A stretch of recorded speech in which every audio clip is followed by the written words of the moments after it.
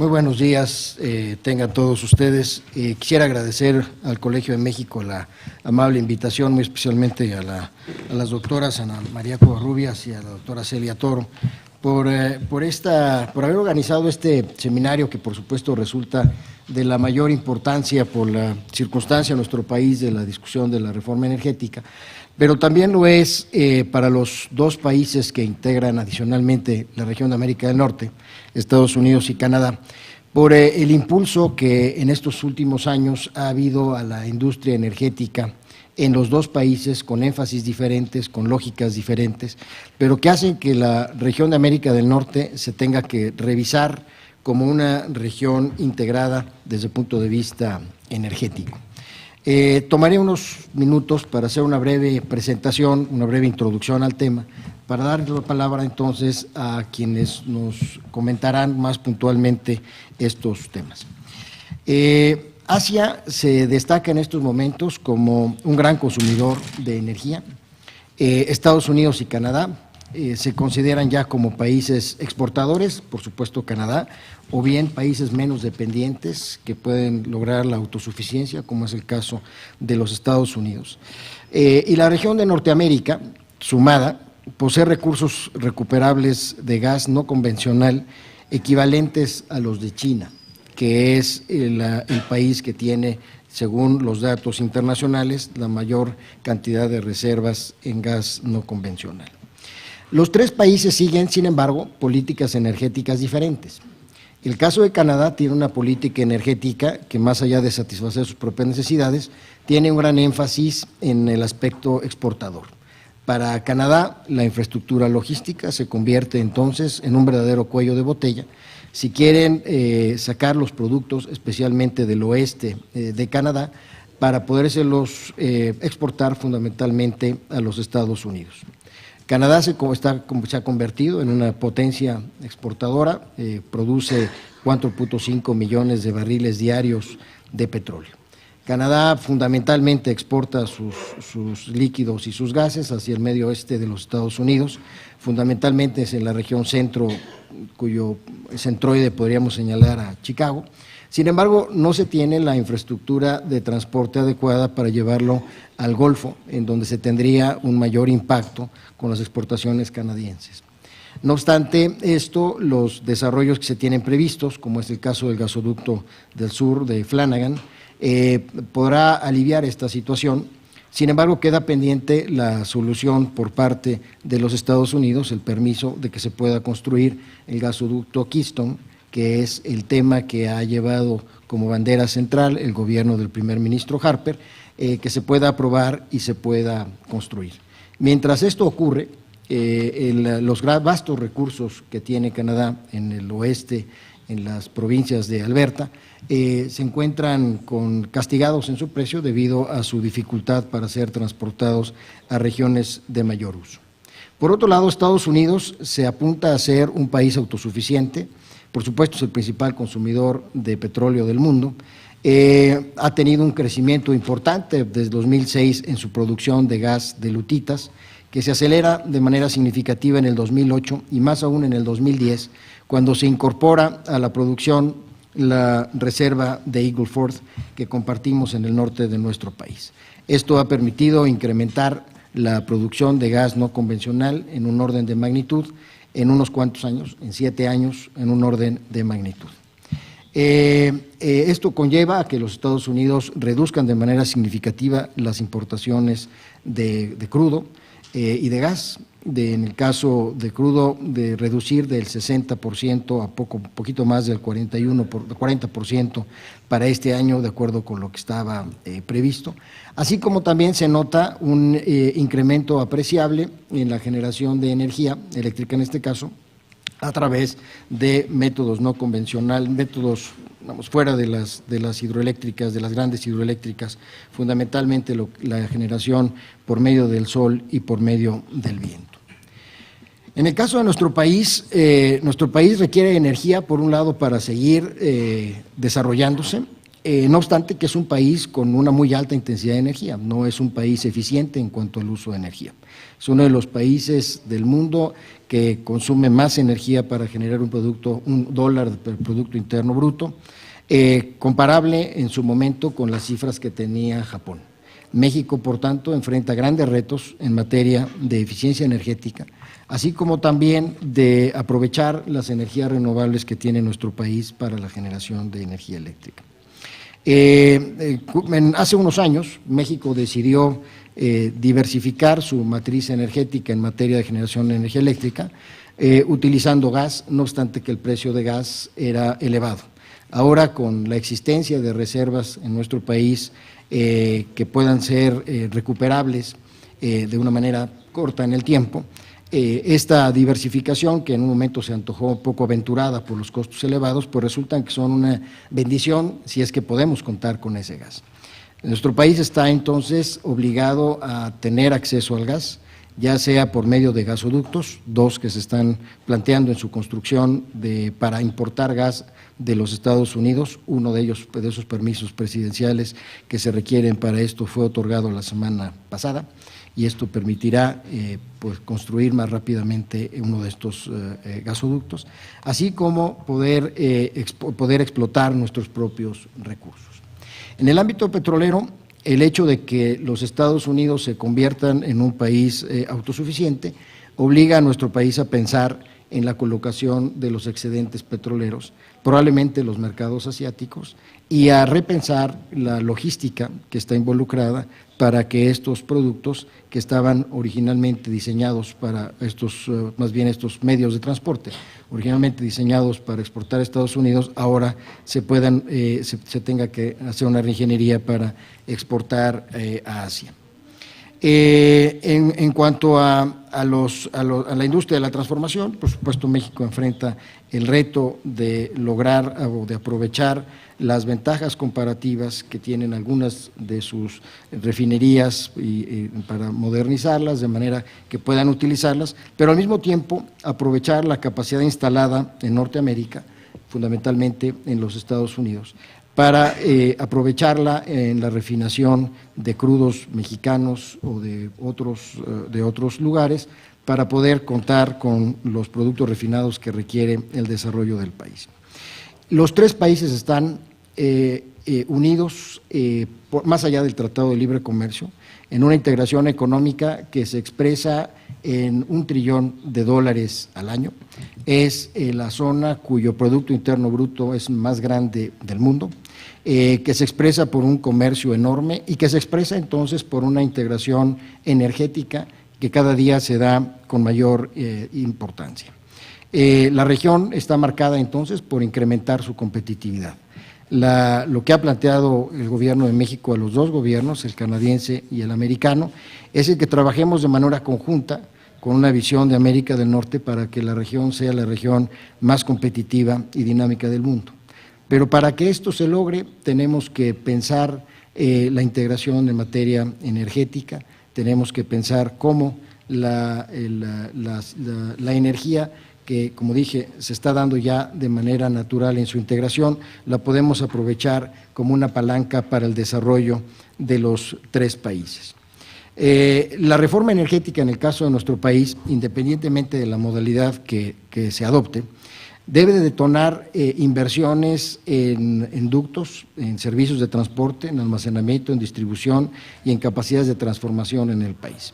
Pero también debe de detonarlos en materia de investigación y desarrollo tecnológico, en donde entre los 3 países podemos avanzar mucho más rápidamente si unimos esfuerzos, si aprovechamos lo aprendido por uno u otro país en los diferentes temas que son compartidos. Es el caso de las arenas bituminosas de Canadá, en donde la experiencia de los canadienses sería muy útil para la explotación de los yacimientos, como el caso de Chicontepec, igualmente la experiencia mexicana pueda ser útil en otro tipo de yacimientos que eventualmente los Estados Unidos y Canadá puedan incurrir.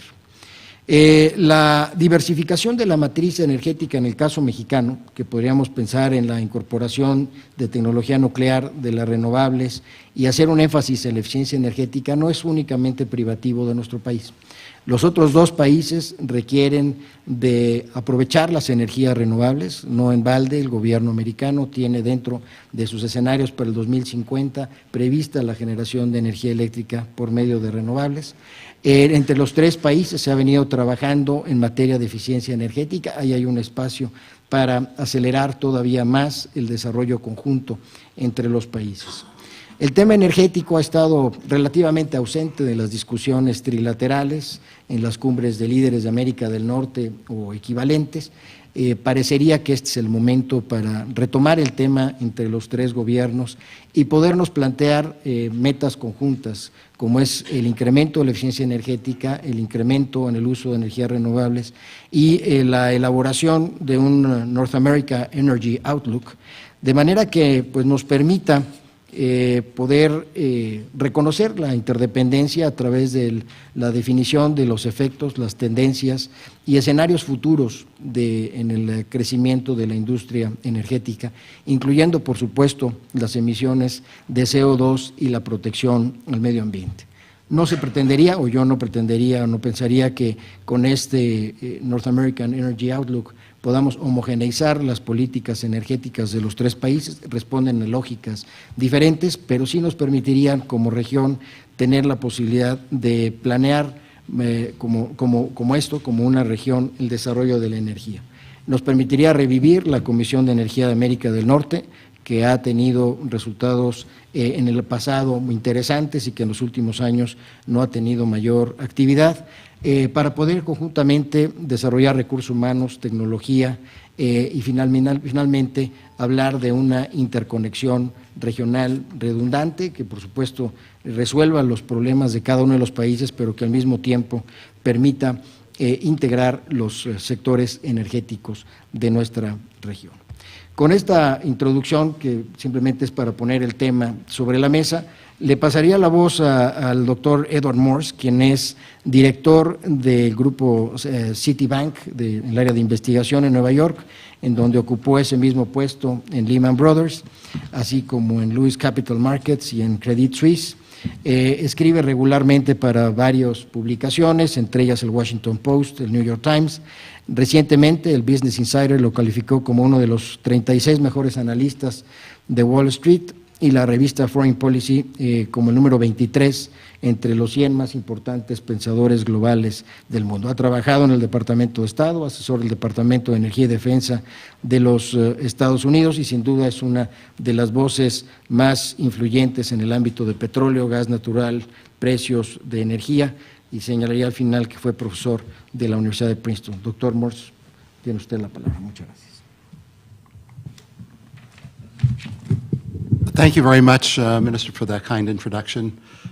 We're sitting next to you, and I have seen what nobody else has seen, namely how, and I envy this, you have a page of slides. You've got 6 slides on a page, and you can see the small print, something that I wish I could do myself. But it's a pleasure to be here at this seminar, and it's an honor to be asked to give this lead-off talk. It's a remarkably interesting and disruptive time in global oil and gas markets. I don't think there's been a time, including in the aftermath of the Arab oil embargo 40 years ago, that has been as disruptive and interesting as the times that we're living in. And just on the energy market, among the many moving parts we're seeing is China emerging this year as the largest user of hydrocarbons, the largest importer of oil, consuming virtually half the coal consumed in the world, moving now incrementally, something that is by stealth rather than by something very obvious, namely dominating the energy resources of the Caspian countries and the countries of Central Asia, having seized them basically from Russia and the former Soviet Union with a pipeline movement of natural gas and oil. As Chinese natural gas imports have grown, the world thinks of this as the largest incremental buyer of LNG, but all along it's been pipeline gas, and now More than half of Chinese gas imports come from Turkmenistan. Russia, meanwhile, is moving from being a lumpy European supplier of oil and gas to being a global supplier of oil and gas, which has an impact on what it remains the only country really using oil and natural gas as instruments of foreign policy. Certainly something that will impact markets in the future. Russia now being the largest spot oil seller into the Asia-Pacific markets, seizing the role of a benchmark creator from Middle East crudes, and Middle East crudes are now pricing off of Russian crudes, something also related to soft power. But clearly, the most interesting and profound changes are those that are happening in North America, certainly in Canada and the United States to date, and maybe in Mexico in the near future. And I think that's probably why this seminar is here, to think about what the impact is within North America of this incredibly rapid growth of production in Canada and the United States, and the potential rapid growth yet again of production in Mexico coming out of unconventional deep water and unconventional onshore shale and tight oil resources. So we're looking today at the internal geopolitics within North America and also, and what I'm going to focus more of my attention on, what the unfolding of these disruptive events is having on the outside world. And just to set the stage, I want to remind us that if we're not in Mexico but in other countries, we tend to think of the energy sector in the same terms that emerged in the early 1970s. It's an overlay between a Cold War attitude toward energy resources and a reaction to the Arab oil embargo of 1973, which has set the stage of all debates about energy security since then. It's a period of time that led to a massive disruption of supply, a seizing of most of the world's resources from companies that were home-based in OECD countries, mostly the United States, England and continental Europe, and it represented at the time the largest transfer of wealth in the history of the world over such a short period of time. It led to a change in the economics in which energy has been traded, from going from what a normal market does, namely produce least cost resources first, and as prices go up, produce highest cost resources. Here the tables were turned, and OPEC seizing the moment shut in production to increase the rents that come out of oil, not allowing markets to work, but using their market power to create revenue that was distinctively higher than what markets would allow. And of course to use oil as an instrument of foreign policy, which led to the IEA to try to stop countries from doing that. And if we think that Saudi Arabia is in today's markets being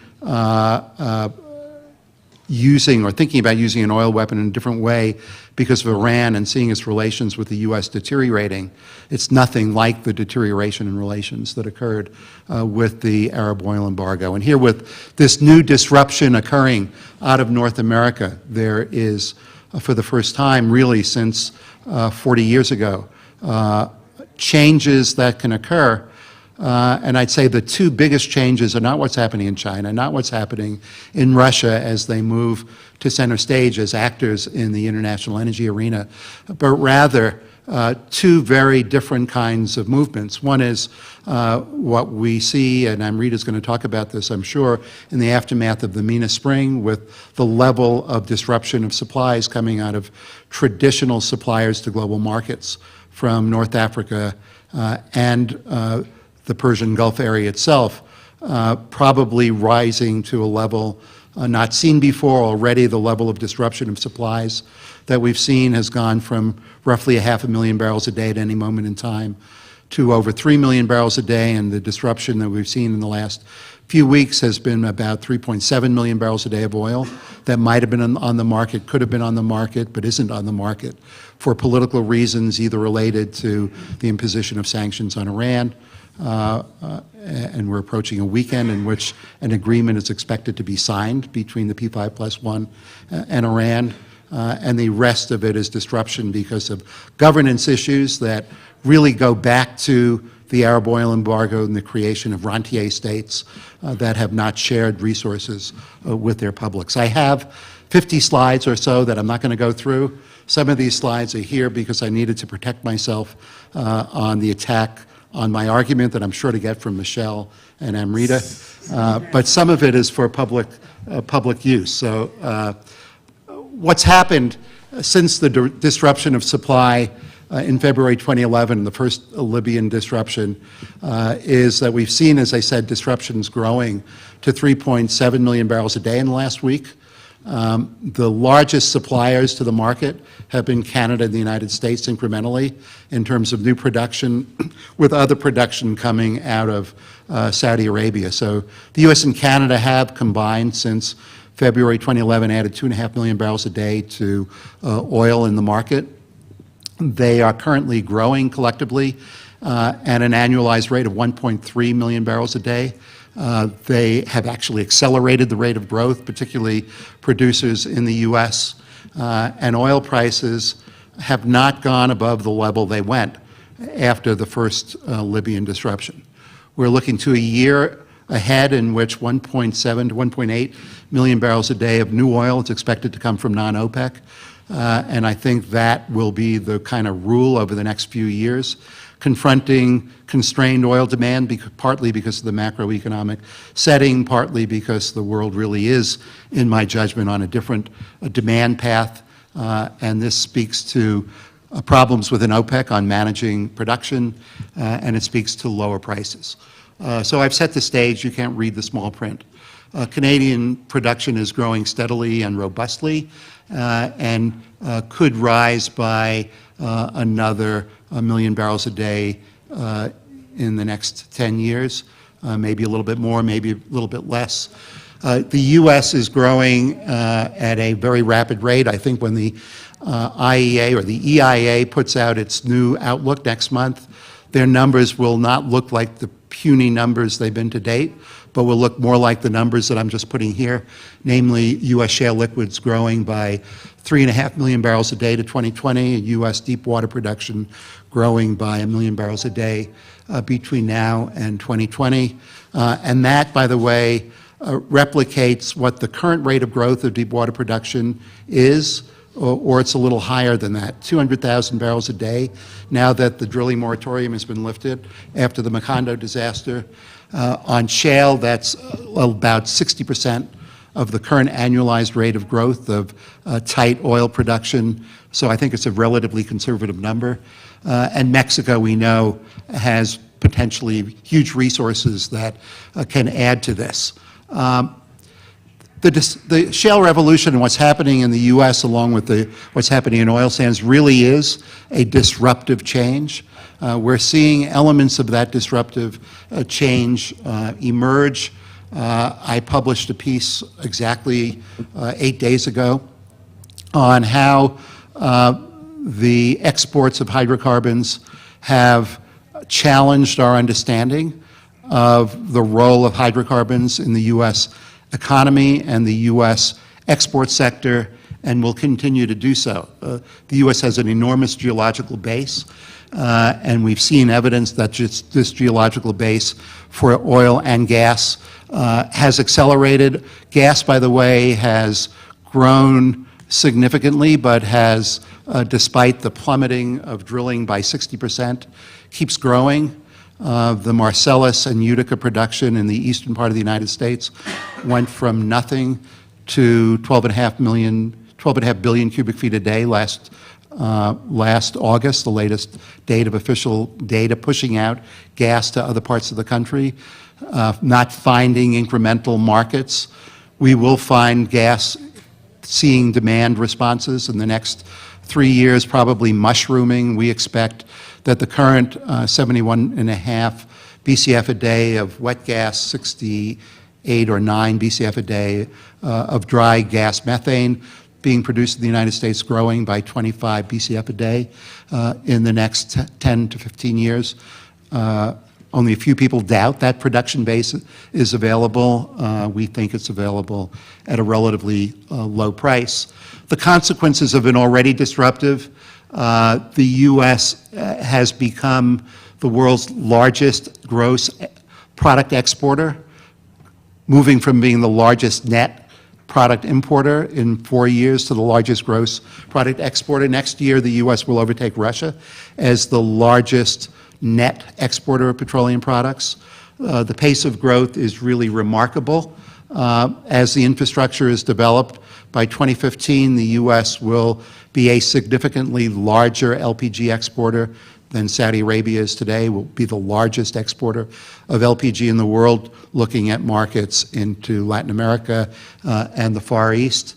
The U.S. has practically pushed out all light sweet crude from the import market into the U.S. Gulf Coast. It's pushing out light sweet crude into the Eastern Canadian market. It's pushing out light sweet crude from West Africa into the East Coast and the West Coast. Pipeline infrastructure will be in place in the next 3 months to move Canadian crude to the U.S. Gulf Coast, where it will challenge crude oil availability from Mexico, from Venezuela, from Saudi Arabia, from Iraq, and from Kuwait, and the numbers will continue to grow. We're already seeing Canadian crude exported from the United States, as it's allowable by law, moving by rail to Albany and then by barge and tanker to Borco for other international destinations. We're seeing it on the price. We're seeing distressed light sweet crude at the moment, with LLS at a significant discount to Brent because of this trapped nature of U.S. crude that can't follow the petroleum product stream into the export sector, and except under very restricted circumstances, and that has in turn brought down the price of Mayan crude and the prices of Saudi crude sold in the U.S. Gulf Coast and Venezuelan crude sold in the U.S. Gulf Coast. The more that there is heavy crude, the more that there is light sweet crude, the more distressed this crude will be, and the more this political debate is set up. The U.S. Senate is holding hearings on the subject of U.S. crude exports. I think we'll see more. So U.S. has seen hydrocarbons surge above all other sectors as the most important part of the U.S. export sector. It significantly is greater in value and volume than agricultural products, and the U.S. is the largest exporter of agricultural products in the world, and it is about neck to neck and will soon overtake capital goods and transportation equipment, which is auto parts, automobiles, and particularly aircraft. As that happens, the political system in the U.S. kind of adjusts to this. I would argue that we're only seeing the beginning of this. We're seeing efficiency gains. The U.S. Energy Information Administration is now producing, sometimes on a weekly basis, but absolutely on a monthly basis, a new production efficiency report that is called the Drilling Productivity Report, where the amount of oil and natural gas that we're seeing grows as the rig count goes down. The efficiency gains are really remarkable. They are running at around 25% per annum in natural gas, which is why natural gas production continues to rise in face of a 60% decline in drilling. We're seeing it relentlessly growing in oil on a production area basin by basin basis, and most intriguing of all, if we look at some of the plays, the Eagle Ford is on the left, the Bakken is on the right. The amount of drilling, and here's where I'm going to get into a couple of details for a minute. The amount of drilling is in excess of what it would take to keep a plateau of production. The reason for that is we had an incredible land grab in the United States. With the land grab comes drilling work requirements, so we have companies spending more cash in CapEx because of the land grab and the drilling requirements than they are earning through their new production. Some companies are getting ahead of that, Chesapeake being one, which was in a land grab stage, a drilling to hold stage, and is now in a producing to earn money stage. And this will happen in other areas, which leads many of us to believe that productivity can continue at a very high rate for a very long period of time to come. There are a whole bunch of factors as to why the shale and tight oil revolution has happened in the United States.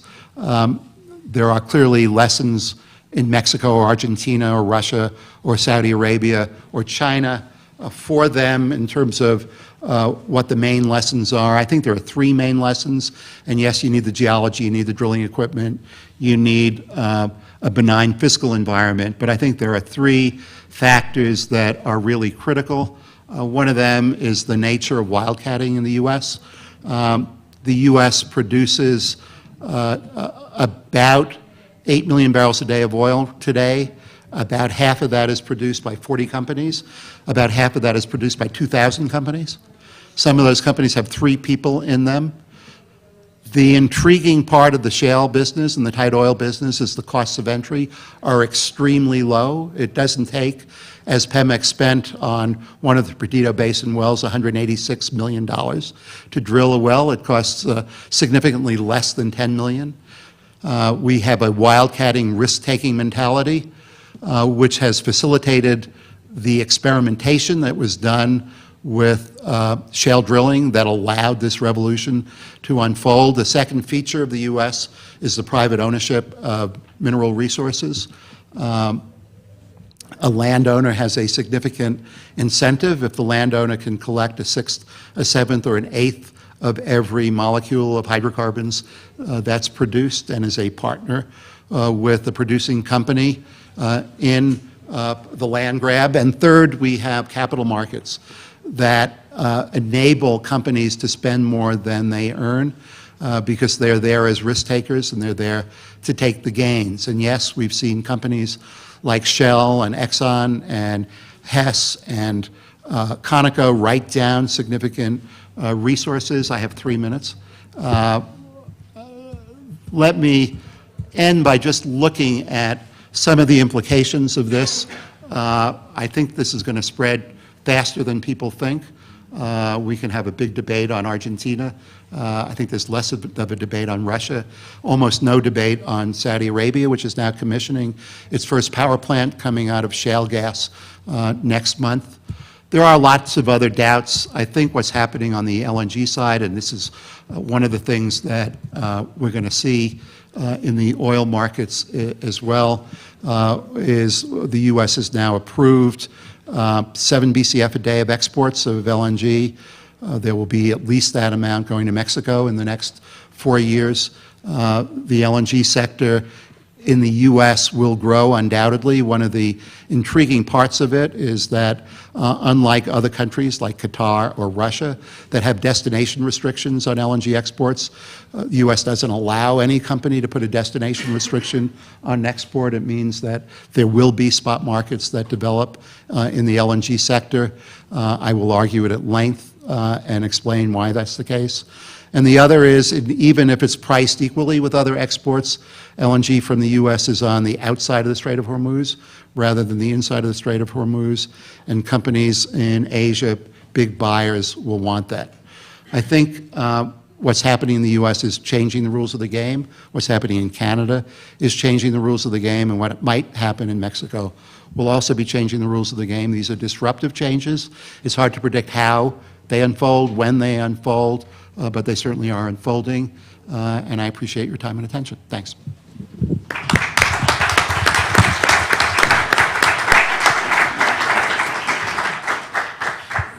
Muchas gracias, doctor Morse. Ha quedado claro, sin duda, el amplio conocimiento y la expertez del doctor Morse en el tema. Y también contamos en esta ocasión con otra experta en el tema de la producción de energía, de petróleo, de gas, que es la doctora Michelle Foss, quien es la economista principal y directora de la Oficina de Geología Económica del Centro de Economía Energética de la Universidad de Texas en Austin. con más de 30 años de experiencia, es una estudiosa, ha sido asesora de compañías energéticas de Estados Unidos y de otras partes del mundo. Ha desarrollado y dirigido proyectos para varias agencias del gobierno de los Estados Unidos. Pertenece a una importante cantidad de asociaciones como la estadounidense de Economía Energética, la Internacional de Economía Energética y la de Mujeres Clave en Energía de los Estados Unidos. Estudió en la Universidad de Luisiana, así como en la Universidad de Minas de Colorado y en la Universidad de Houston, y nos da mucho gusto tenerla el día de hoy con nosotros. All right, let's see. We're going to shift that over. If we can figure this out. Do you want to do it with this? Did you get it? Oh, okay. Well, he has to, I think Jose Yes, to Luis load has it. to project it on there. But yeah, I can go ahead and use your thing. Either way. I'm surrounded by technology. While Jose Luis is doing this, let me just say thank you to all of our colleagues at Colegio, the faculty and the professors who organized this event, this excellent event, and gathered us all here today to be with you. This is good not only for discussion with you about things that are going in the world today, but good for us to see and get reconnected with old friends and share ideas, meet new people, new friends, new colleagues, as we all work through all of the different ideas and questions that everyone has on the energy scene. I think as you go through the day today, you're going to hear a fair amount of overlap from all of us on what has been happening in North America and what the potential outcomes will be. And on some of the provocative questions like this one, you know, what would a new natural gas market look like? Perhaps some of perhaps more agreement than disagreement, but with lots of caveats. And that's really what I and my research team and our advisors spend the most time wrestling with. What are the things that we have to think about given the picture that we think that we see today and that we understand today? So how long do you want us to? 20 minutes. 20 minutes or so on this? So let me, in a few minutes, I'm going to try to illustrate some of the complexities that we see in our country, the United States. I'm going to leave Canada to the Canadians, represented today by Bob Skinner, who will do a great job with that, and leave Mexico with the Mexican experts, and really just focus on the lower 48 and the lessons that are flowing out of our experience over the past few years, and that with some things that we think that everyone needs to think about. And before I plunge into this, let's just back up for a second, because I think Ed mentioned a lot of things that are important, and what we haven't really done to kick off this discussion is really talk about how North America is organized. We're three countries. We have a lot of similarities, but we also have a lot of differences. In our particular country, as Ed mentioned, one of the defining features of how the oil and gas industry in the United States works and how the energy industry in the United States works is private ownership and private capital, including private ownership of mineral wealth. This is very important because it gives individuals the decision-making power. Should I develop my minerals or not? If I'm going to develop my minerals, who would I like to do that? What company would I like to execute a lease agreement with? And will that company be a good operator and come in onto my land and extract the mineral wealth the way that I would like them to? In the United States, the estimate is that we have something like 9,000 or 10,000 oil and gas companies operating in our country. That's an amazing number to think about, and we're the only country in the world that has anything like that because of that risk-taking, wildcatting psychology that Ed referred to, which has been so important in our business. Currently, because of the way things have happened in recent years, most of the oil and gas production in the United States comes from private lands, privately held minerals, executed upon by some of those 9,000 or 10,000 companies that extract the minerals and get them into the market. Now, a portion of our domain is controlled by the federal government. So offshore Gulf of Mexico, for example, is like your country or like the crown lands that the provinces control in Canada. This is under the auspices, under the authority of the U.S. government. The U.S. government leases blocks in the Gulf of Mexico. Companies compete to win those blocks, and they invest and they drill, they explore, they discover, and they have private control of the production that they attain from those offshore blocks. So that's a comparable system. When Bob talks about Canada later on, the provinces really are the key jurisdictions there. The provincial crown lands are the main domain for mineral wealth and mineral production, but competitive leasing, companies compete to have access to the minerals that the provincial governments control and have the jurisdiction over. So it's private investment, private risk capital, but with resource ownership that has a form of sovereign control. And then you know Mexico, and you can compare Mexico there. You have the patrimony, you have your sovereign resource owner position, and you have your companies that are responsible for executing, Pemex in the case of the oil and gas industry, CFE in the case of the natural gas value chain that we're going to talk about this morning, converting methane into a useful product in the form of electricity, in the form of electrons. And then just to kind of clarify some things that and use some terminology you'll hear again, we have many entities that are responsible for guiding how private markets work in our country. One of the key entities, the Federal Energy Regulatory Commission, and the FERC is the body that helps to stabilize or ensure that infrastructure that gets developed is sound and operates safely. So for example, if you want to build a long-distance oil or gas pipeline in the United States, you'll be dealing with the FERC. If you want to invest in either a receiving facility for liquefied natural gas, LNG, or to export LNG, you'll be dealing with the FERC.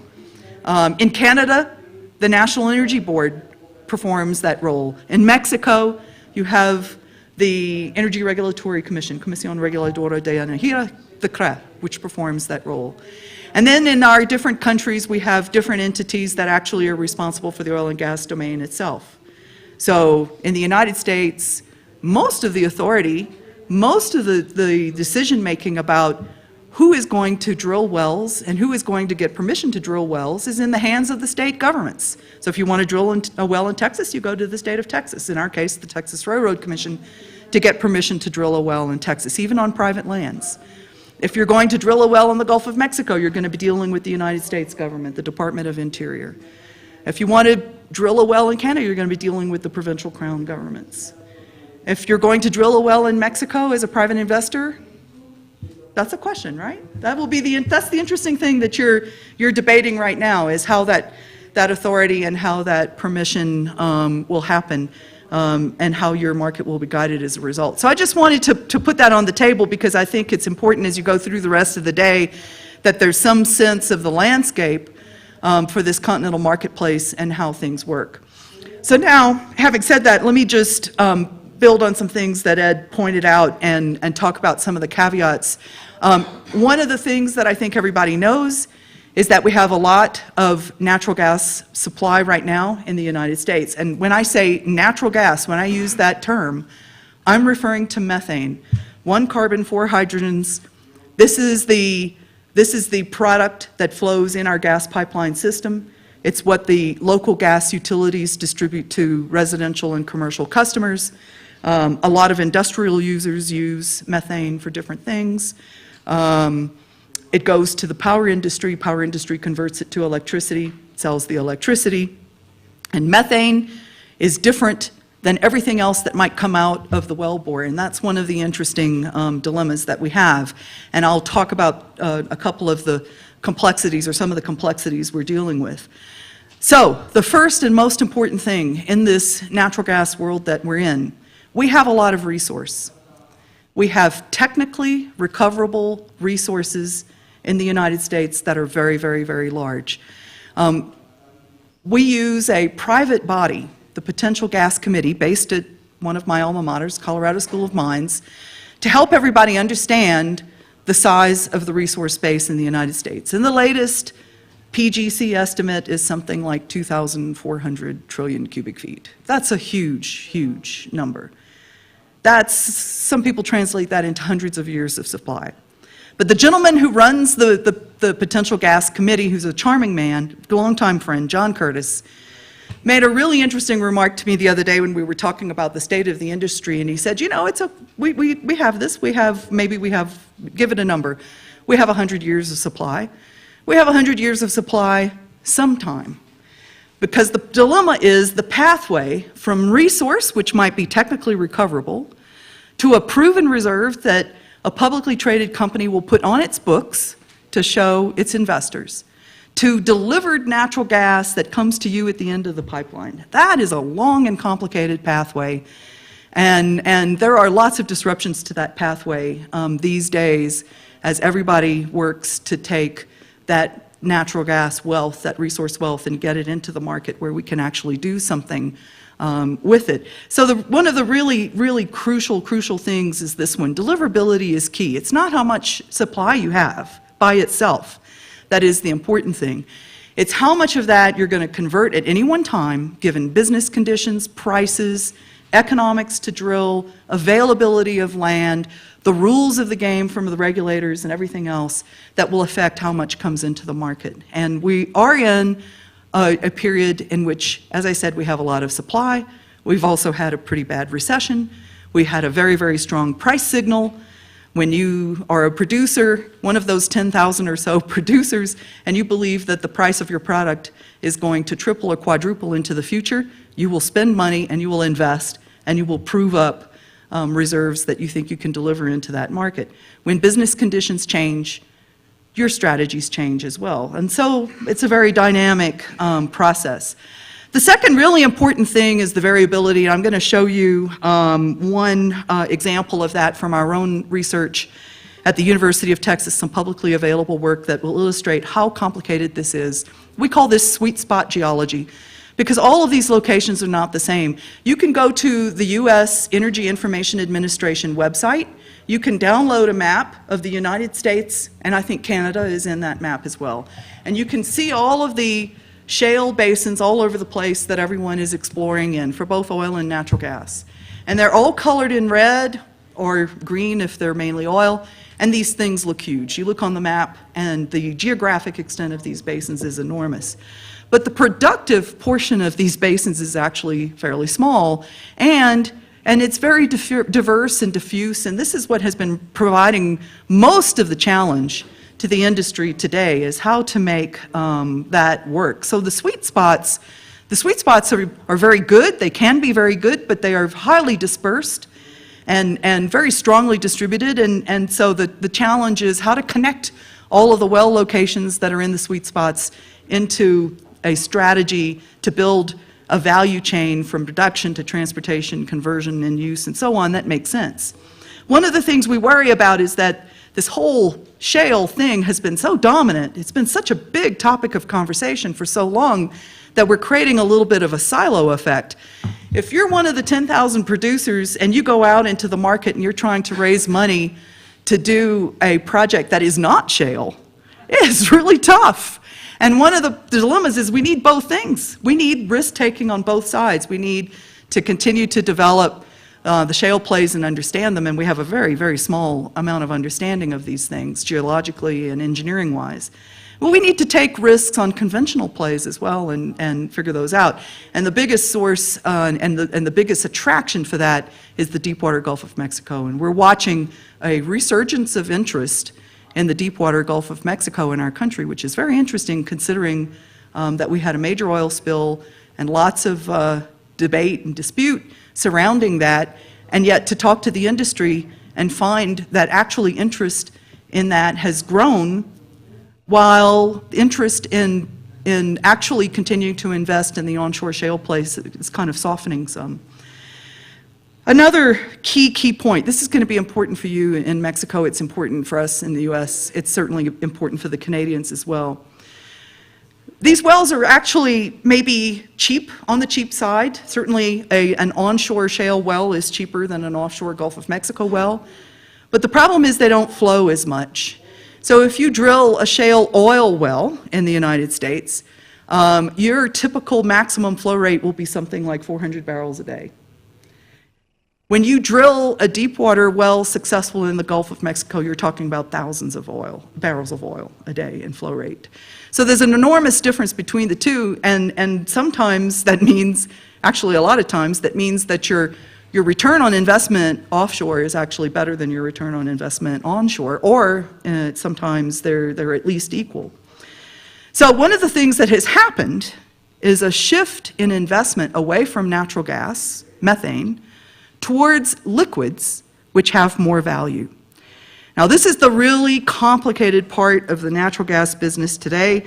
When I sent my slides to Celia, she sent a note back to me and said, I don't understand any of this. Are you going to be able to explain it to people? As the natural gas price has fallen, and it's very cheap now, today methane in the markets today is what, about $3.60 or so, something like that. That's what it's been. What producers have tried to do to earn better returns is shift investment to parts of the production stream in some well locations that yield more value. So you'll go for 2 Cs, 2 carbons, C2, ethane. You'll go for 3 Cs, propane. Propane is actually very highly valued right now. Or you'll go for multiple Cs, natural gasoline. All of these things happen to have more value than methane does. So we have to think about commodity cycles, which are very typical. As drilling investment flows out of methane and into other things, there will be consequences in terms of the amount of methane that's available, especially because of this fourth thing. The demand build-out that Ed referred to is very real. You should tour the Gulf Coast sometime and see what people are building. We have stuff under construction all the way from Corpus Christi, Texas to Mobile, Alabama. New petrochemical facilities, new LPG processing facilities, new ethane fractionation facilities. We're expanding ports and harbors and terminals because everybody wants to export this. We're building pipelines all over the place. We have storage facilities. And all of this is privately funded, private capital that's coming into what we call the midstream businesses to try to get them sorted out. The problem is that the logistics challenges are huge. It's very difficult to get things sited and permitted. It's difficult to figure out which way the flows are going to go. Are they going to go north, south, east, west? What's going on here? The Gulf Coast is turning out to be kind of the winner so far in this game, which is actually not a good thing since we want Pennsylvania, West Virginia, Ohio, and states like that to benefit from the shale activity in their states for a whole variety of reasons. So putting this all together, I'll show you a couple of things at the end on what we think this could mean in terms of supply-demand balances, prices, and so on. We tend to be quite contrarian in my research program these days as we look through all of this. Let me just skip through a few things really quickly and show you what I'm talking about. So if you look at this diagram, this is dry gas, methane only, 1 C, no other Cs, okay? So what we're looking at is this big wedge of growth, the light pink colored stuff over here, which has been the very rapid growth in production from all of the new shale plays, some in Texas, some in Pennsylvania, the huge Marcellus area, North Louisiana, the Haynesville, which has been, was a location of great interest. The interesting thing to note is the declines in production in other places. And we're still sorting through the data. This is a world in which data is very fuzzy.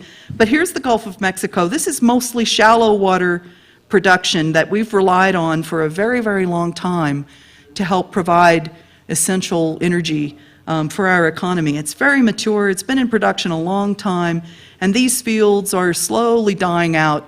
And with the low natural gas prices that we're in, there's really no incentive for producers to try to extend the lives of these fields or refurbish them. A lot of the same kind of thing is happening in older fields onshore, so East Texas, a mid-continent in general, the conventional gas fields that have been in production for 40 or 50 years that are starting to decline. We're also seeing some declines in coal bed methane. Coal bed methane was the first unconventional natural gas resource that we commercialized in the United States. So our coal bed methane producing locations have been in production for a long time as well, New Mexico, Wyoming, and places like that.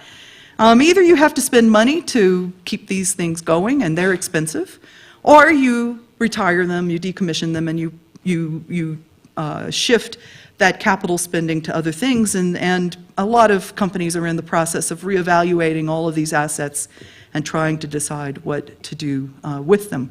One of the cautions and where we get cautious is in looking at growth rates, because even for the best area, the Marcellus, which has been so big and so huge, such enormous growth rates, we see a slowing in growth in production. So we're still getting growth in methane, as Ed pointed out, even though gas drilling itself has been at a very low level. This is because we're producing methane in association with liquids or crude oil, so we're still getting some methane into the market, but the growth rate is slowing. And so the interesting puzzle to think about is a slowing growth rate for methane, which is a logical response to the softer price that everybody found themselves in. That low price is also stimulating demand growth. Supply and demand oftentimes conflict, and that's where people like me really have adventures trying to see or look at what the future might hold. Now, this is one of our maps, and we're producing maps like this for all the major shale plays coming out of my headquarters, so to speak, the Bureau of Economic Geology at the University of Texas. This is the Barnett in East Texas, the Dallas-Fort Worth area.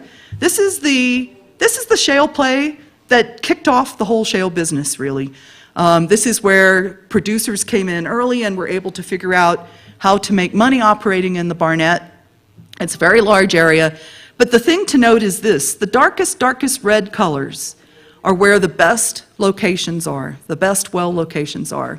So the challenge for any company is when you go into a basin like this, you're going to go in and you're going to lease a large amount of land, because that's how these businesses work. Some of that land is going to be good, a lot of it is not going to be any good.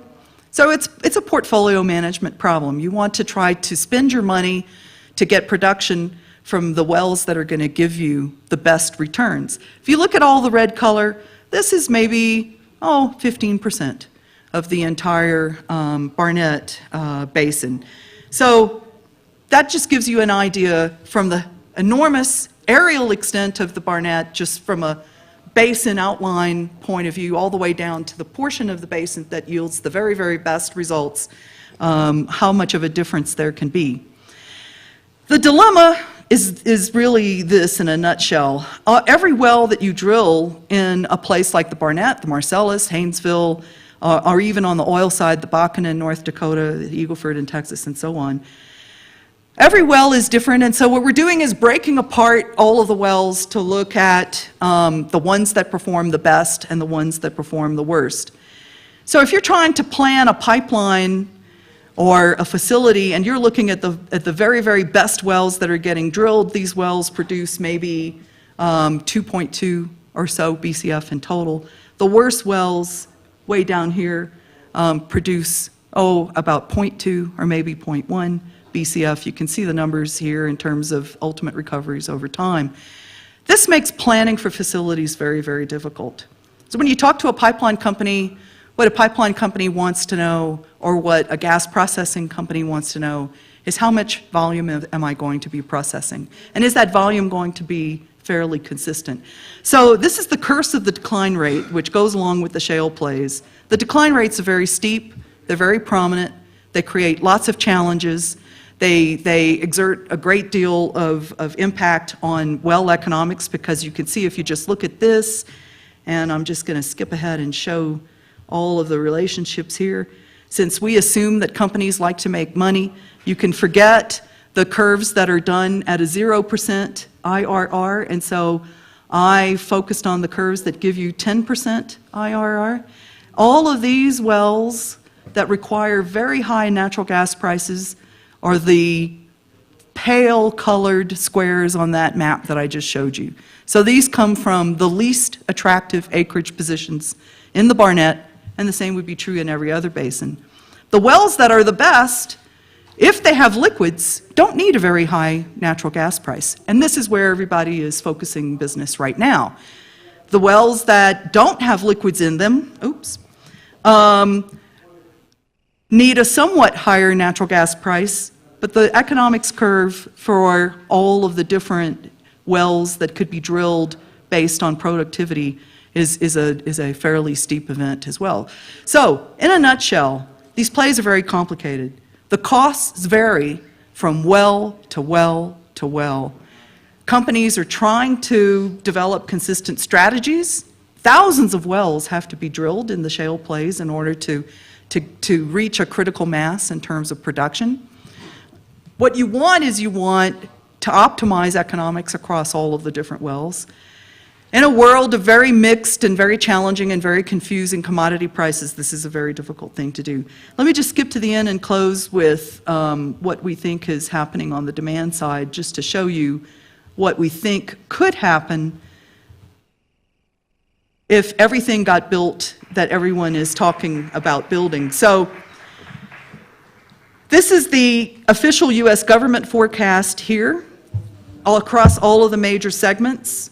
So residential, commercial, industrial gas use, natural gas for electric power generation, and then they've got a more optimistic outlook for LNG exports than we do. And a tiny bit going into the transportation market. This is something that everyone would like to try to do more with natural gas as transportation, but it's very difficult to do. So this is the total amount of natural gas demand through 2030 that the U.S. Energy Information Administration expects in their reference case.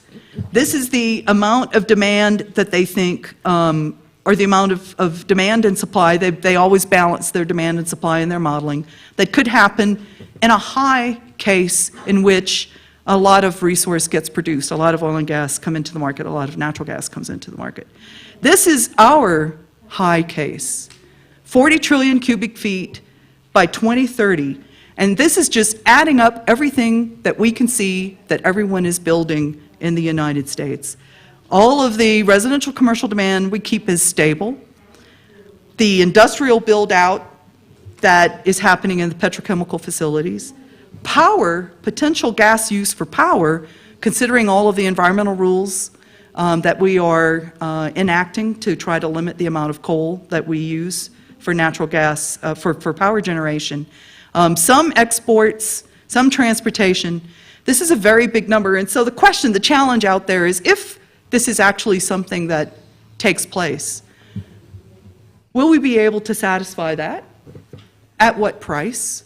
And more likely what will happen is natural gas prices will rise as demand grows. Most of these facilities are due to come online in the 2018 timeframe. So we're going to learn fairly early on how high the natural gas price needs to be. And then the question will be, what does that do to the customers?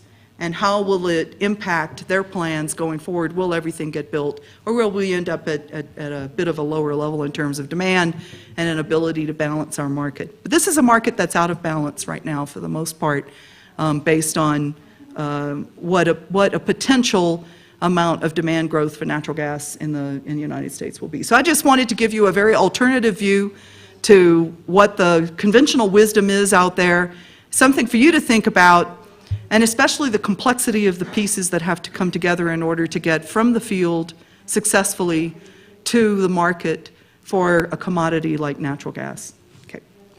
A little over. Not too bad.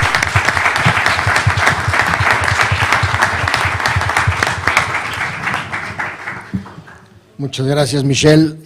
Ha quedado claro que los retos son importantes y sin duda en donde la palabra probabilidad, la incertidumbre es clara en este tema. Presentaría a los dos comentaristas mexicanos, pero darles la palabra primero a Pedro Hass, quien es economista con estudios en la UNAM, en la Universidad de Vanderbilt y en la Universidad de Cambridge. Fue funcionario público durante 22 años, 14 de ellos en Petróleos Mexicanos, donde fue director de PMI, de Pemex Gas.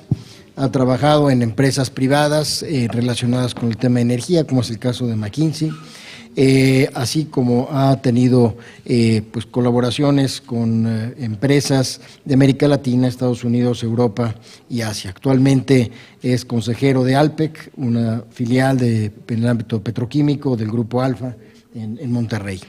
Y el segundo comentarista es Bernardo de la Garza, abogado del Instituto Tecnológico Autónomo de México. Trabajó en Petróleos Mexicanos entre el 1991 y el 2012 en diferentes posiciones, en PMI Comercio Internacional, como director comercial de Petróleo Crudo y en Pemex Refinación. Actualmente es consultor independiente y asesora a varias empresas internacionales, entre ellas Hunt Oil Company, por mencionar solamente una de ellas. Le pasaría entonces el micrófono a Pedro Haas para que inicie con su comentario sobre lo planteado por nuestros dos expositores, más lo que él nos quiera señalar, por favor. ¿Cuánto tiempo? 15 minutos, ¿te parece? Muy bien, pues yo lo que quisiera es pedirles la venia de, por cortesía con nuestros dos invitados extranjeros, poder hacer el comentario en inglés. Creo que va a facilitar el debate. Entonces, con su permiso. Well, I want to thank everybody for those who were kind enough to invite me. I don't think I would have been smart enough when I was young to be admitted to this illustrious school. So at least I'm happy to be here and talk to its students. I want to make 3 points. I think what you heard today is extremely important in the context of the political debates that are taking place in Mexico. And unfortunately, the political debates are taking all sorts of different paths that have to do much more with ideology and opinion rather than with the fundamental building blocks of what's actually happening in the marketplace. So sometimes maybe I'm exaggerating, but sometimes it gives you the feel that in Mexico people are rearranging the chairs on the Titanic when there's something a little bit more serious happening out there. So I want to make 3 points that have to do with what Ed and Michelle talked about. First of all, the depth of the market and regulatory discontinuities that are happening. Secondly, I want to talk about the financial viability of the unconventionals. Michelle talked about the technical issues, the resource issues. I just have gathered a couple of numbers that I'd like to share with you. And then finally talk about some Mexican problems in terms of the potential to open up this sector or not open up this sector, and what these specifically Mexican difficulties would be. To begin with, I think the market discontinuities have been partially addressed here, issues having to do with benchmarks, pricing, with the difficulty of understanding price correlations, which used to be relatively smooth and predictable in the past. And, I have colleagues or former colleagues in the room who were instrumental in building a system that was essentially predicated on the basis of these predictable relationships. What predictable relationships? I mean, the differential between Brent and WTI has been all over the place, It got to a point where it was $25 a barrel. The differential between Canadian crudes and crudes priced on the Gulf Coast got to a point where the differential was, if I remember correctly, up to $65 a barrel. $65 a barrel differential, The United States at one point was exporting ethanol to Brazil. Now, isn't that interesting, right? The EPA has, or the U.S. government is just in the process of announcing, or we don't know if it will announce, that, maybe the ethanol rules could be somewhat, Announced. Announced. It is announced? Okay. They just said we have a waiver and we're granting it. Very good. And less next year than this year. So, I mean, remember MTBE? MTBE was absolutely essential. People were paying tons of money for it. All of a sudden, we discovered, oh my God, it's a carcinogen. It's out the window. So if you invested in MTBE, you had a lot of, write-downs. So the energy business is going through a very complex phase where a lot of these price relationships are changing constantly. And this is not something that energy policy can fix. Sometimes I would say energy policy tends to, make this worse. And not because governments are stupid, just because the speed of change and some of the complexities that are embedded behind these changes are difficult to fathom. The second point that I want to make is the financial viability of these issues. I just gathered some numbers. Chesapeake is the second largest producer of gas in the United States. It's a big company. And the 2012 numbers are pretty interesting. It lost $1 billion in 2012. The cash flow from operations only covered 1/4 of gross revenue. The rest was asset sales. It had to sell a lot of properties to be able to make ends meet. So it's as if, in your family, you had to sell the furniture and the car, et cetera, to make your monthly budget. It had to take about $3.3 billion of capital spending impairments in 1 year. And it had a total debt that was, it had to take a write-down of reserves on about 5 TCF of gas. And then finally, it had a debt that was 4.6 times cash from operations. So this is a really, this is a company that's hurting very badly. Some people say the only business that was, the only, real profitable business that was made in shale was essentially buying cheap properties early on and selling them later on to people who would buy them, like Shell and BHP and Exxon, who have now taken significant impairments. If you look back from 2012, just to make sure that we're not, looking at 1 year, the last 5 years, 2008 to 2012, the CapEx impairments are close to $18 billion. The cumulative losses are $3 billion of Chesapeake. And the cash flow from operations is negative to the tune of $30 billion. So if you were wondering why this chairman and CEO and founder, Aubrey McClendon, was fired, I think this gives you a hint. Now, if you think that this is Chesapeake and you take a few of the largest players, 4 largest players in unconventionals, their cash flow from operations was $80 billion and their CapEx was $133 billion.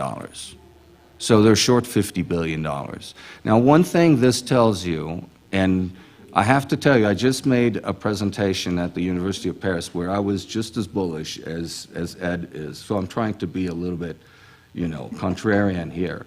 But interest rates are really low right now because the Fed is keeping them artificially low.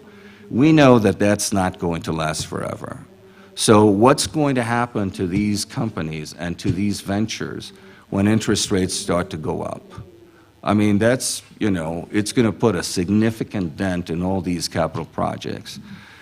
The other issue that I want to emphasize, and Michelle has talked about it, the fact that your negative cash flow in the oil industry is not a big deal if what you're doing is developing a massive legacy asset. that is going to have a low decline curve and a very long life. Who cares? I mean, it's a question of, investor confidence in the fact that the company has the money, has the know-how, has the technology, that the resource is there, and eventually it'll get done. I mean, that's why Exxon is relatively well regarded by investors, because they trust that Exxon is going to get it done. But in this case, we're not talking about that. These are Roman candle type of operations.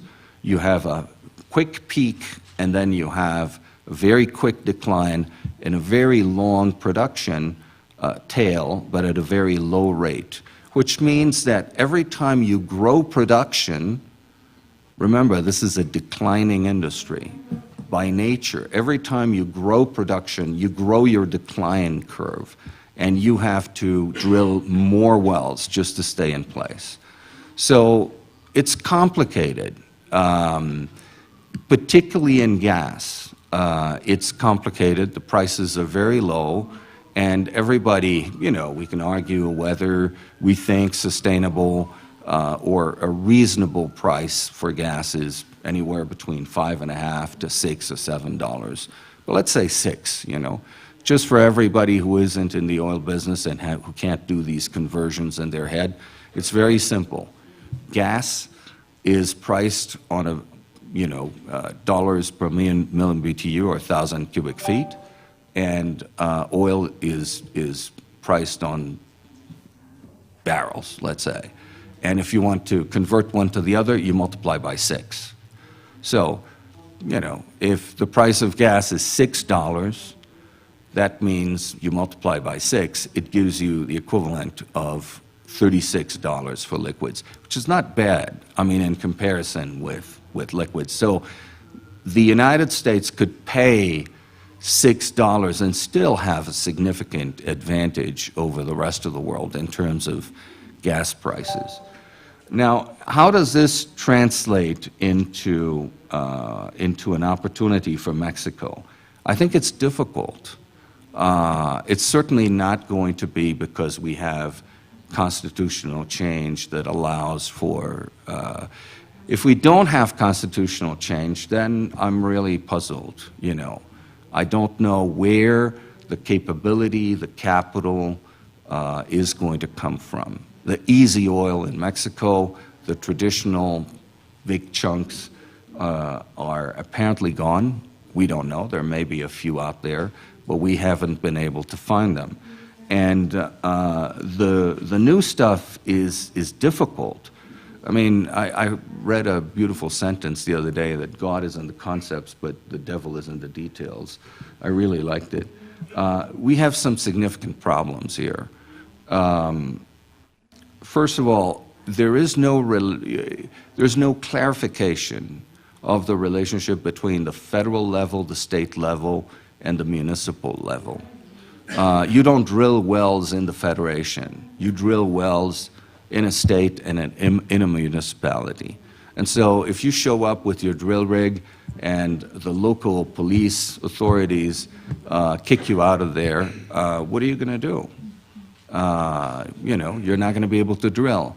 The territorial control of the government in many areas of the country is limited, and it just so happens that in those areas, Tamaulipas, Chihuahua is where there's some of the most attractive resources. So what's going to happen? And the mafiosi are not really interested in gas because, what do you do with gas? But they are interested in liquids because that you can put in a truck and steal and, sell off somewhere. Whether in Mexico or the United States is immaterial. So, if you're talking about gas, unconventional gas in Mexico, $3.50, I don't think it's economic. It doesn't compete with imported gas. If you're talking about liquids, then you have the security issue. So it's not obvious. Mexico doesn't have a system that grants eminent domain rights to anybody. So many of these projects are going to be difficult. They could be stranded because it's not easy to lay pipe and to have gathering systems. So, you know, there's a lot of issues here that are, I'm not going to go into, there's no time, but there's a lot of fundamental, detailed issues having to do with permitting, with eminent domain, with laying pipe, with contractors. Everybody assumes that U.S. contractors are just going to cross the border. Well, you know, I don't think that that is necessarily going to happen. People don't want to risk personally their, even if the companies wanted to, some of the actual operators might not want to risk, you know, the security situation on the Mexican side. So let's just be careful when we think about the Mexican reform. I think the potential is there, but let's just think in terms of two things. First of all, what is the sequence of legal and regulatory reforms that we have to put in place to actually give the incentive to investors to come to Mexico? And there's quite a few. It's not that easy. It's not just a couple of little things here and there. We need absolute transparency. The public in Mexico is convinced that corruption is rampant, so we need to convince the public that it's not going to be like that. And so the process needs to be absolutely pristine. And finally, there's a lot of these smaller issues, smaller in quotes, that are absolutely fundamental for investors to come, and maybe not in deep waters, but certainly onshore in any work that we want, you know, private sector's investors to risk their capital on. Thank you.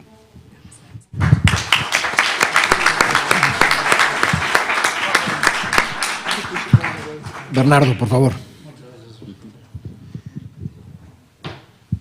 Yo en mi caso no voy a tomar el mismo riesgo de Pedro y hablar en inglés. Tal vez la solución es tomar el comentario de Pedro y traducirlo al español y dejarlo en ese punto, ¿no? Primero que nada, quiero agradecer a Michelle Foss y a Edward Morse por dos extraordinarias presentaciones.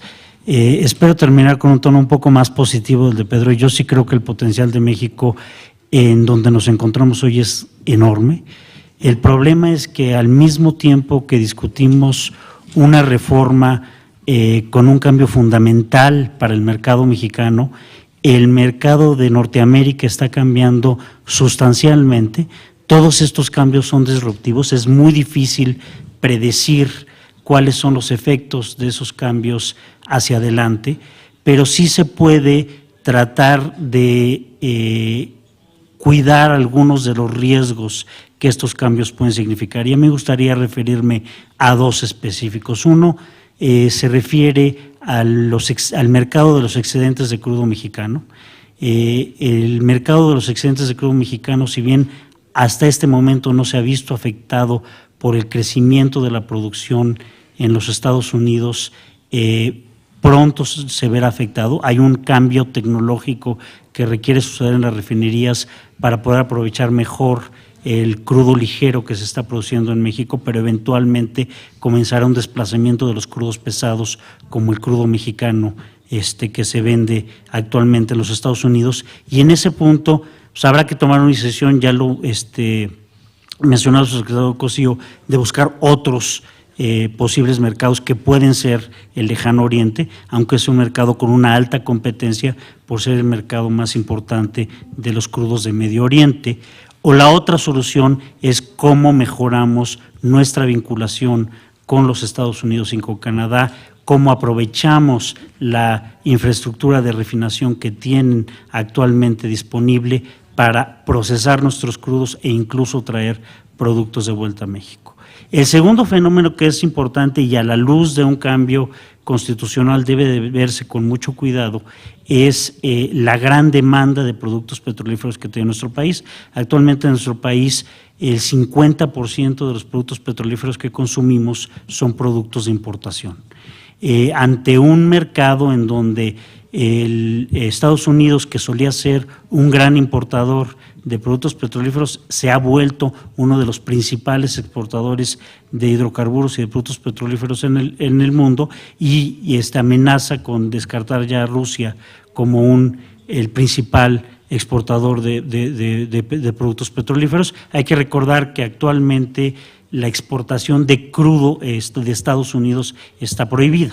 Puede haber cambios, pero naturalmente lo que pasa es que ese crudo se convierte en productos petrolíferos y se vuelve en un fenómeno de exportación. Entonces los mercados latinoamericanos y especialmente el mercado mexicano se vuelven mercados muy atractivos para los refinadores estadounidenses y cómo aprovechemos esas importaciones es muy importante. A la luz de que se pueda abrir el sector de refinación y la venta de productos petrolíferos en México, la entrada de productos de importación que pueden ser más baratos de lo que producimos en México puede afectar de manera importante la planta productiva nacional, como ya nos pasó en el mercado de la petroquímica secundaria en el pasado. Entonces, sí hay un potencial muy importante de que podamos aprovechar la coyuntura tanto nacional como regional que estamos viviendo, pero los riesgos son grandes y la manera en que podamos enfrentar esos cambios y podamos hacer realmente de las adversidades ventajas nos podrá ayudar a crecer no solo como país, sino como región. La región norteamericana puede ser una muy importante jugador en el mercado de hidrocarburos en el futuro cercano y rivaliza con regiones como el Medio Oriente, teniendo consumidores muy importantes como es los consumidores asiáticos. Entonces, creo que esas son ideas importantes a las que tenemos que dirigirnos y más que nada tenerlas en mente ante un cambio coyuntural como el que está viviendo México y el que está discutiendo México actualmente. Muchísimas gracias.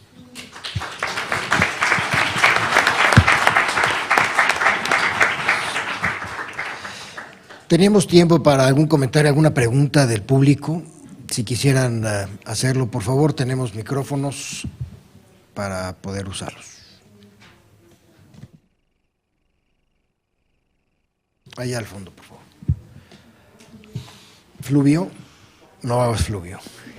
Hola Pedro, yo tengo una pregunta para ti. Tú hablabas de que había una serie de factores menores pero muy importantes para la confianza de los inversionistas, pero no nos los explicaste. A mí me gustaría saber cuáles son esos factores que tenemos que tener en cuenta para que el mercado de shale se pueda desarrollar en México.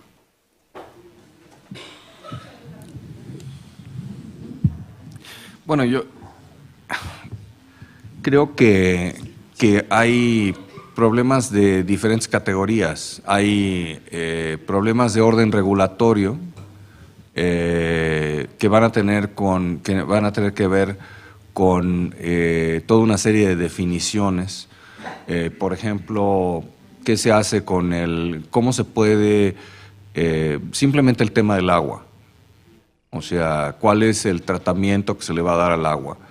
El agua cruda, el agua residual, cuál va a ser el reciclaje. Hoy en día, simplemente por darles un ejemplo, hay compañías mexicanas que se dedican al reciclaje de agua de los pozos de fractura y que lo hacen en Estados Unidos. Van a Estados Unidos, ofrecen el servicio, cruzan la frontera y llegan a México y tiran el agua. En donde sea, da lo mismo.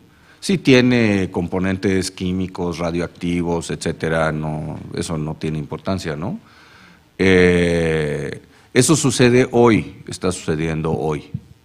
Entonces, bueno, el día de mañana, ¿qué es lo que vamos a hacer, no? Las autoridades,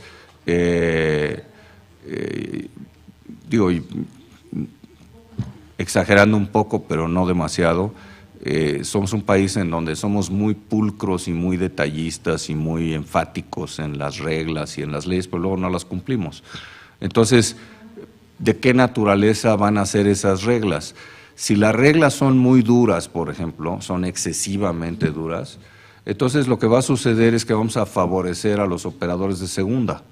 Los de primera no van a venir porque van a haber una serie de reglas que ellos sí van a querer cumplir, porque son operadores de primera, y entonces van a decir, oye, esto me encarece tanto las operaciones que no lo puedo hacer, no lo puedo cumplir. Y en cambio, un operador de segunda, pues no le va a importar, ¿no? Va a conseguir un contratista que le resuelva eso. Ese es el tema regulatorio, y de esos temas regulatorios hay, bueno, todos los que tú quieras, ¿no? Transporte carretero, en fin, etcétera. Cada operación son números agregados, pero cada operación de fracking son 700 camiones, viajes de camión que tienen que ir y venir. Acabas destruyendo las carreteras, hay que repavimentarlas, en fin. Todo eso tiene problemas fiscales, etcétera. Entonces el tema regulatorio es uno. Luego tienes el tema de la coordinación con las autoridades federales, estatales y municipales. Eso en Estados Unidos está definido, hay atribuciones respectivas. No quiere decir que todo se resuelve fácilmente, pero por lo menos, incluso con esa estratificación de atribuciones hay problemas. Simplemente, por ejemplo, en una comunidad pequeña que tiene una dotación de elementos policíacos chiquita y que tiene una pequeña clínica, pues de repente llegan 2,000 millones de dólares de inversión y miles de trabajadores petroleros y obviamente causan un desastre ahí. Entonces, la relación entre los diferentes niveles de autoridad. Luego, todo el tema de los contratistas. O sea, toda la industria de no convencionales se basa en contratistas. Entonces, hay contratistas de todo, desde la alimentación, el diésel, la luz que tiene que estar dispuesta 24 horas, el mantenimiento de los motores, en fin, etcétera. Una de las cosas que los Estados Unidos han podido hacer es escalar el tamaño de la industria de servicios a una gran velocidad. Una de las cosas que escuchas en México es la dificultad de lograr eso. Y no necesariamente porque no haya el tamaño de la industria, bueno, es un problema la escala, pero la calidad también es un problema. Los operadores de primera buscan a los contratistas de primera y esos no necesariamente abundan, ¿no?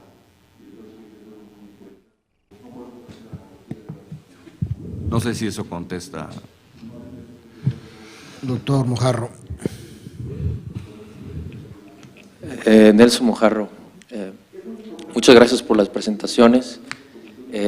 Nada más me resulta interesante que no mencionan el aspecto tecnológico para el desarrollo en México. Parece que la tecnología está dada, nada más va a cruzar la frontera y vamos a poder tener el desarrollo en México contando con los otros problemas que ya mencionaron, ¿no? Entonces, desde su perspectiva, ¿cómo se va a desarrollar la tecnología en México? ¿Pemex o qué otra empresa va a ser la que va a desarrollar esto? ¿Qué oportunidades hay? En Estados Unidos el mercado de shale gas fue apoyado en sus primeras etapas en gran parte por el gobierno para el desarrollo tecnológico. Fueron varias décadas de desarrollo. Entonces, en México, ¿cómo ven? ¿Quién va a participar en 10, 20 años? ¿Cómo vamos a tener? ¿Cuántas empresas van a estar involucradas en el desarrollo tecnológico o solamente vamos a ser compradores de tecnología en un futuro? Gracias. Pedro, Bernardo. Digo, I'll let Ed and Michelle talk about, the impact of the U.S. government on the development of unconventional and other technologies. En México, yo creo que, en primer lugar, todo el desarrollo de los no convencionales, por ejemplo, es un desarrollo que no tiene nada que ver con el gobierno. El desarrollo son tecnologías, es un empaquetamiento de tecnologías que existían desde hace mucho tiempo, pero que George Mitchell desarrolló, de Mitchell Energy, desarrolló él personalmente a lo largo de muchos años en el Barnett Shale. El gobierno no tuvo nada que ver ahí, y las empresas grandes tampoco, de hecho. Y en lo que son aguas profundas, que es la otra parte que queremos, en donde México quiere abrir el mercado, la industria tiene digamos que la localización de la tecnología es parcialmente en las empresas petroleras, en las empresas contratistas de ingeniería, los que diseñan plataformas petroleras, semisumergibles, etcétera, o FPSOs, y parcialmente en las empresas de servicios. O sea, no hay un locus específico en donde esa tecnología esté presente en una empresa en particular, ¿no? Incluso el caso de Petrobras, que es la empresa líder en materia de aguas profundas, la tecnología está repartida entre diferentes industrias, ahora, entre diferentes compañías. Hay una parte de la tecnología que está inserta en bienes de capital y hay otra parte de la tecnología que es know-how y que es simplemente, pues, habilidades y conocimientos.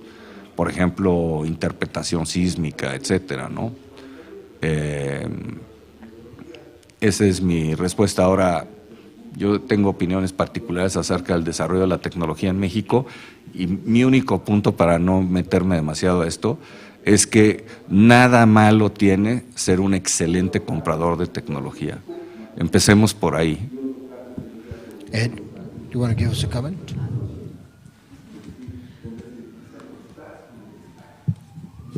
Yeah, I'd like to make a couple of comments. One, going back, and they're kind of linked to the first question that was asked. Capital needs to be attracted, management needs to be attracted, technology needs to be attracted. These are expensive factors of growth that exist in an international marketplace. And even assuming that there is a reform constitutionally, it then means that the Mexican hydrocarbon sector needs to compete with a lot of other hydrocarbon sectors for getting the people, the equipment, and the technology that are required. On the second part of the question, this is, really high-tech business. And just to expand on what Pedro said, the technology is not static, it's evolving.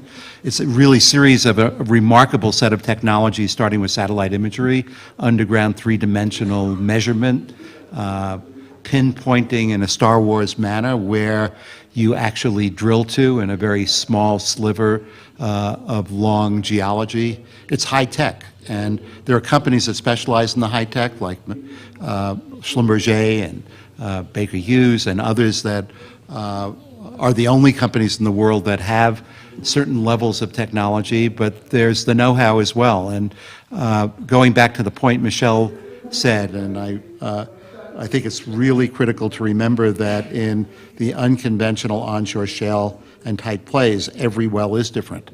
And that's where the small companies have a significant advantage. Petrobras and Pemex and PetroChina will never be in a position to do what the 10,000 companies in the U.S. do. And there's a new book that was published 2 weeks ago by Gregory Zuckerman of the Wall Street Journal called The Frackers.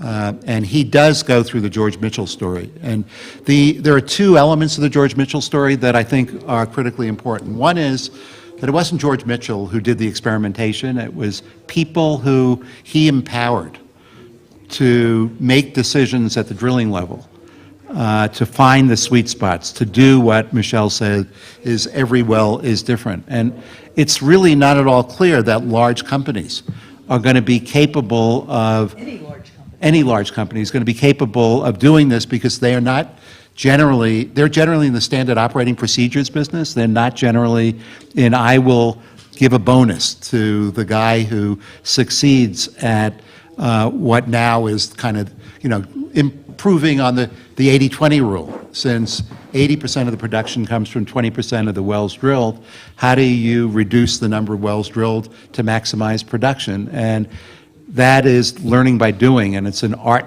form that defies standard operating procedures. So, you have to ask that question about Mexico as well.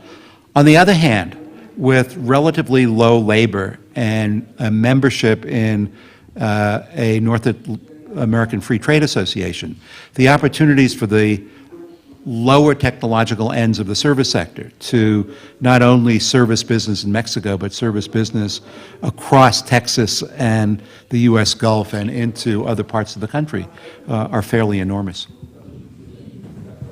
Muchas gracias. Tenemos una pregunta más. Pablo Molas. Sí, voy a hacer la pregunta en español, pero a ver si me la pueden contestar en inglés. Con el incremento tan grande que ha habido en actividad desde el punto de vista contratistas y sobre todo por el Shell, como lo mencionó Pedro, se ha notado en Estados Unidos un incremento fuerte en cuestión de litigación por problemas entre contratistas. Lo pregunto porque ese es un problema muy serio en México que se nos olvida y que ya vimos lo que pasó con telecomunicaciones, ¿no? Que se abrió y muchos de los procesos se empantanaron porque el sistema legal no tenía capacidad de resolver los problemas, ¿no? Y mi impresión es que en el sector energético, sobre todo en el sector eléctrico, va a pasar con el mayor número de jugadores que van a participar, la cantidad de litigación se va a incrementar en forma importante y es muy, muy importante en México que el sistema legal se vaya preparando para poder resolver esos problemas, ¿no? Por eso es mi pregunta, ¿en Estados Unidos se vio algún incremento en la litigación? Michelle, do you want to?